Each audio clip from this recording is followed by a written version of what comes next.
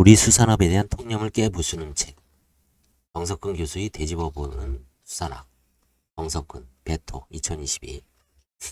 흑산도에 유배된 정약전은 잡힌 물고기들을 보며 어떤 식으로 이를 정리할 수 있을까 고민하다 그곳 어부들의 도움을 받아 자산 어부를 썼다. 어업에 종사하는 사람이라면 물고기들의 모양과 특징 그리고 생태에 대해 잘 알 수밖에 없다.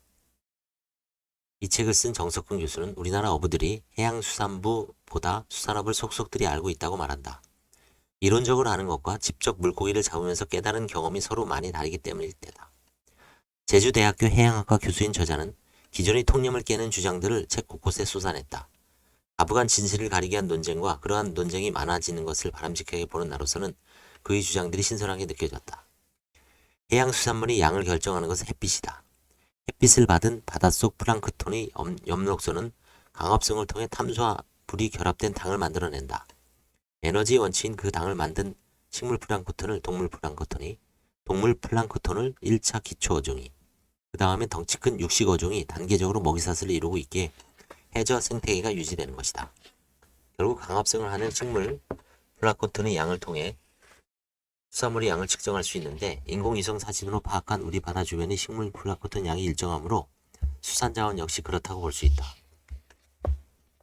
따라서 현재 우리나라의 어획량이 줄어드는 것은 어업 노동량 감소를 의미하며 이는 정부의 감척 정책과 어업 종사자의 고령화 때문이라고 저자는 주장한다.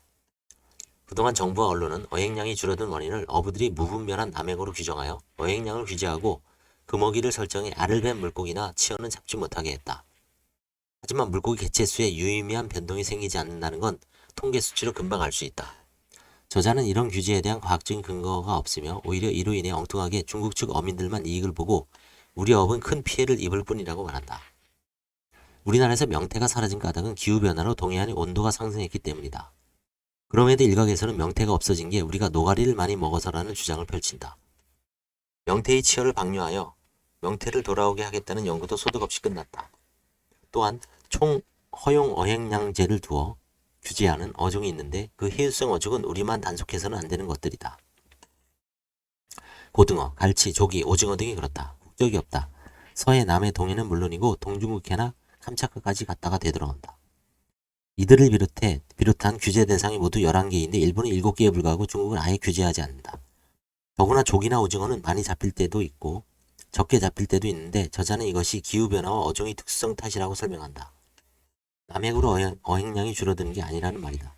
결과적으로 우리나라 배타적 경제 수역에서 잡을 수 있는 어류들을 중국 어선이 먼저 낚아가는 실정이다. 기후변화를 막기 위한 탄소 중립이 실현되려면 탄소 배출량을 줄여야 하는데 이 책에서는 그 대안으로 소고기나 돼지고기 대신 멸치를 많이 먹으라고 제안한다.